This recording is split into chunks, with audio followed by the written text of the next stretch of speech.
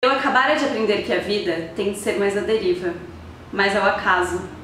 Porque quem se guarda de tudo, foge de tudo.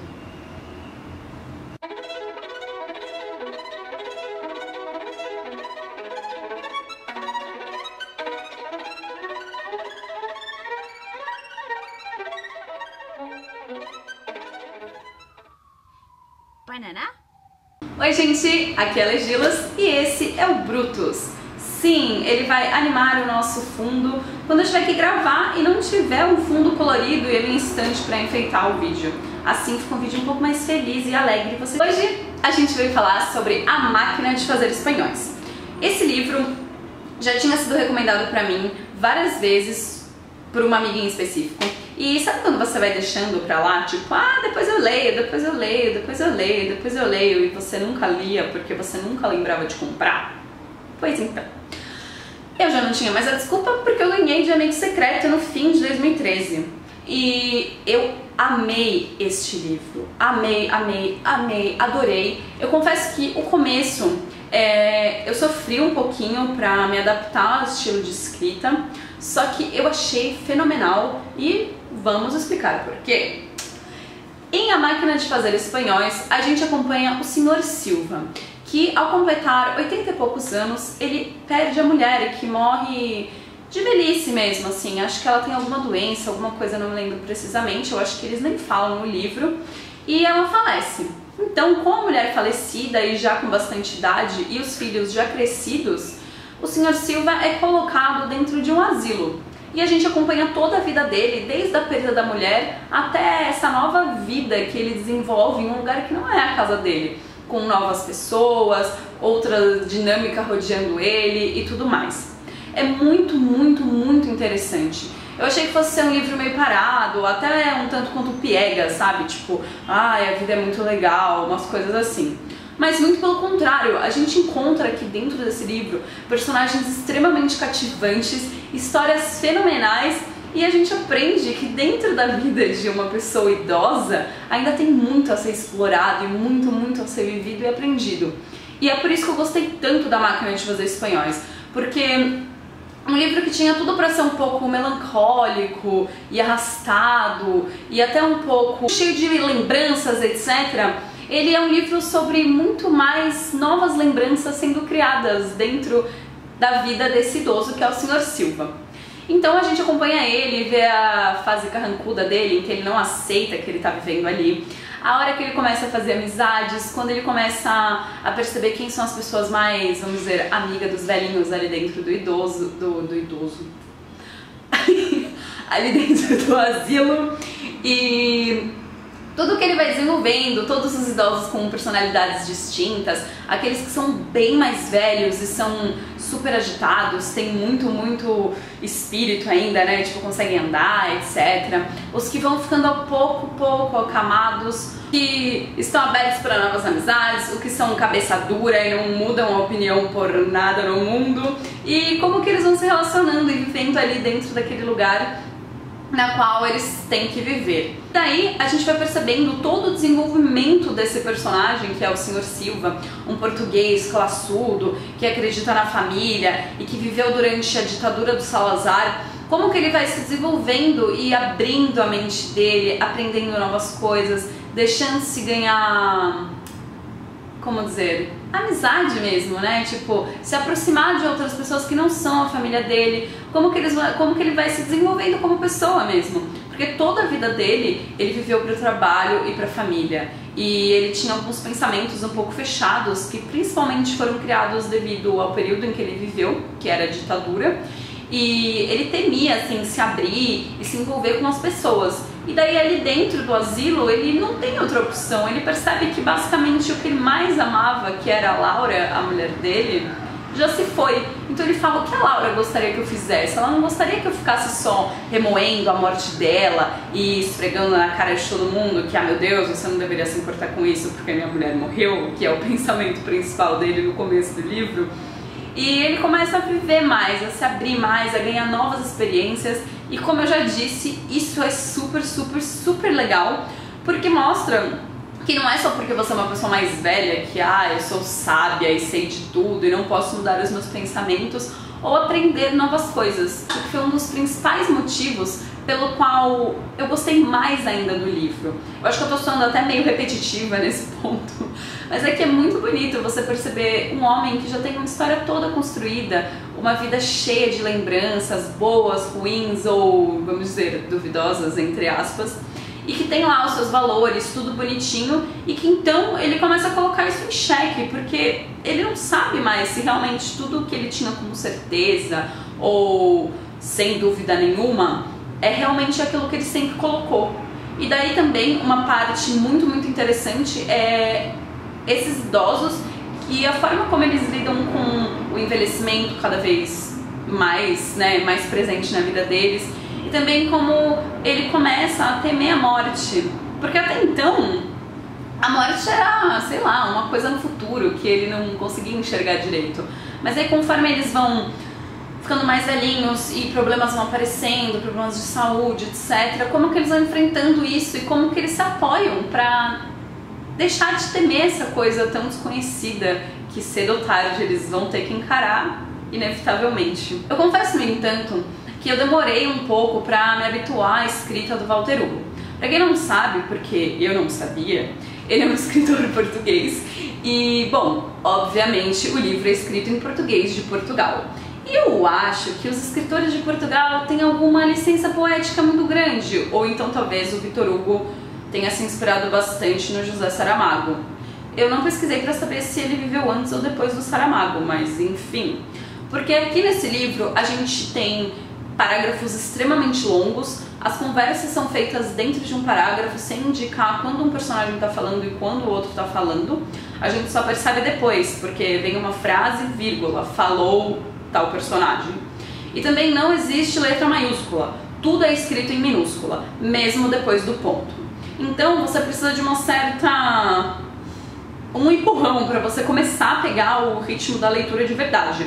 Mas o que é legal, e isso eu achei bastante, não sei se o autor fez isso ou se foi assim, a minha leitura que se desenvolveu dessa maneira, mas eu achei os primeiros capítulos, quando o Sr. Silva ainda está muito carrancudo, muito dentro de si mesmo, mais difíceis de ler, porque era a hora que eu tava pegando ali a leitura, e depois, quando ele começa a se abrir, a ter novas experiências, novas vivências, etc., eu tava lendo já, tipo, loucamente, como se tivesse eu escrito num diário e lido a minha própria escrita ali dentro. Então, obviamente que um português lendo isso, talvez ele não tenha essa mesma experiência que eu tive, eu acho, mas eu gostei bastante de como o livro funcionou pra mim nesse quesito, porque ele meio que, a minha leitura meio que se desenvolveu junto com o personagem, e como que ele foi se abrindo e se entendendo melhor, então, e eu também fui me envolvendo mais com a narrativa, entendendo-a melhor e vendo melhor os personagens. Aqui dentro várias histórias acontecem, então a gente tem como foco principal, obviamente, o Sr. Silva. Ele é sempre o principal personagem, porque a narrativa é em primeira pessoa, então não tem como o Sr. Silva sair daqui, certo? Só que conforme vai passando o livro, a gente vai se envolvendo em outras narrativas, em diversas historinhas. Então são como que, sim, a gente tem a linearidade da história, mas dentro dela a gente também tem pequenos contos, e cada um vai nos mostrando certas facetas da vida e como as pessoas podem se desenvolver ou não, o que é muito legal. E a bateria vai morrer? Bom, vamos continuar até acabar. O que é muito legal. Então a gente vê os idosos mais lúcidos, os menos lúcidos, os mais inteirinhos, os menos inteirinhos. E isso é muito legal, porque dá mais dinâmica à história, como eu disse. E é legal porque esses diversos contos dentro da narrativa meio que criam o ápice da história e depois chegam até o fim. Isso que faz a história tão legal, porque não é só porque o personagem é idoso que a história é sempre ali embaixo, calma, sem graça. Não, muito pelo contrário. E todos os pensamentos da mente do Sr. Silva são extremamente agregadores. A gente começa a pensar junto com ele e a se colocar na posição dele e pensar quando a gente for idoso também. Como que a gente vai enfrentar aquela situação e determinados pensamentos e determinados desafios também. O que é muito legal. Então, obviamente, como você deve deduzir, eu dei 5 estrelinhas no Scooby, eu amei esse livro. Eu fiz diversas marcações, tem tipo muitas coisas legais e pensamentos interessantes e coisas que o Sr. Silva coloca em xeque que são muito válidas e que às vezes a gente não pensa assim na nossa juventude ou na nossa vida adulta estabilizada. Como eu disse, a escrita foi o meu principal problema, só que só no começo, depois que eu peguei o jeito, a maneira como o autor escrevia, eu fui tranquilamente. E bom, eu acho que a única coisa que realmente não incomodou, mas que pode ter causado certos atritos durante a leitura, mesmo depois que eu já tinha me acostumado com a narrativa, foi a escrita em português de Portugal, certo? Ora pois, eu gostei particularmente porque meus avós, por parte de pai, são portugueses e eu sempre convivi com o sotaque deles e eu achava que certas palavras eram ditas de forma diferente do português do Brasil por causa do sotaque mesmo, só que na verdade eu comecei a perceber que é por causa da escrita. Então, minha avó sempre, algumas palavras que a gente usa o acento circunflexo, né, o chapeuzinho, por exemplo, gênio, a gente fala gênio, a minha avó sempre falou gênio, fala esse mais puxadinho, assim, fala o mesmo, né, não o é porque a escrita é diferente, eles escrevem gênio com por isso que se fala gênio, não gênio. E eu achei o máximo conhecer mais sobre a língua da minha avó, mesmo que seja a mesma língua que a nossa, ainda tem algumas diferenças e isso fez com que eu gostasse mais ainda. Achei super bacana. Tem a escrita super fácil e você não vai encontrar problemas. Tem algumas coisas que são muito características de Portugal que pra mim não foram problema nenhum. Os meus avós falam desse jeito, então, algumas coisas, interjeições? É isso? Acho que é isso, gente. Enfim. Tipo, vem cá, rapariga, miúdos, coisinhas assim que sabemos que portugueses falam e que pode soar estranho se você não tem convivência com pessoas de Portugal, que não foi o meu caso, mas ainda assim é super fácil, a leitura é bem fluida. E uma outra palavra que é bem diferente do nosso português, que às vezes você pode recorrer a um dicionário assim, ou ao Google para saber o que catso, o que é aquilo. Mas é bem uma palavrinha ou outra, você quase nunca vai enfrentar esse problema. Então, eu gostei muito. Eu tenho O Filho de Mil Homens para ler, do mesmo autor, e eu tô muito ansiosa porque eu gostei demais desse livro. Ele faz a gente pensar e colocar em pauta diversas coisas sobre a nossa vida e como a gente encara determinados fatos e principalmente como a gente encara fatos do passado. Então, por exemplo, como a gente às vezes fica arrependido de ter feito uma coisa ou ter tido determinada posição, o Sr. Silva nos mostra que, na verdade, algumas coisas tinham que ser erradas e tinham que ser feitas daquela maneira, porque naquele momento a gente era daquela forma e a decisão fez sentido na nossa cabeça e que, bom, obviamente, quanto mais a gente amadurece, mais a gente percebe que algumas coisas que a gente fez quando éramos mais novos eram bem imbecis, não é? Eu tenho certeza que você está pensando em várias coisas que você fez aí na sua adolescência, na sua juventude, mesmo quando você era criança, aquela maldade infantil. Todo mundo pensa isso, é normal. E o Sr. Silva mostra de uma forma muito peculiar e gostosa de ler e que leva a gente junto. E por isso que eu gostei tanto e, como eu já disse, e agora eu vou repetir, sendo mais repetitiva ainda, acho que estou me repetindo falando o quanto eu gostei e o quanto esse livro fez com que eu pensasse sobre diversas coisas e principalmente pensasse, acho que talvez, nos meus avós e como eles enxergam a vida agora que eles são mais velhos. E também pensar em como eu vou enxergar isso quando eu ficar mais velha, sabe? Assim, tentar imaginar algo do gênero. Mas eu gostei muito, 1000 corações, 1000 estrelinhas, eu recomendo de verdade. E como eu disse, você pode ter alguns probleminhas só na hora de começar a ler, mas nada que vai atrapalhar e que você não consiga pegar o ritmo da leitura após algumas páginas. E é isso!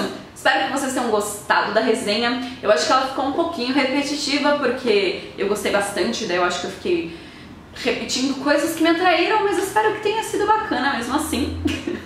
Se você já leu alguma coisa do Walter Hugo, ou se você leu este livro em específico, comenta aí embaixo, ou no box do YouTube, ou do ou no box do YouTube ou do blog pra gente. Não se esqueçam de dar joinha se vocês gostaram do vídeo, de se inscrever aqui no canal para receber as atualizações e também de acessar o blog e dar um like lá para ajudar a gente a divulgar o trabalho do blog e todas as postagens. Não se esqueçam que no blog tem vários posts que não viram vídeo.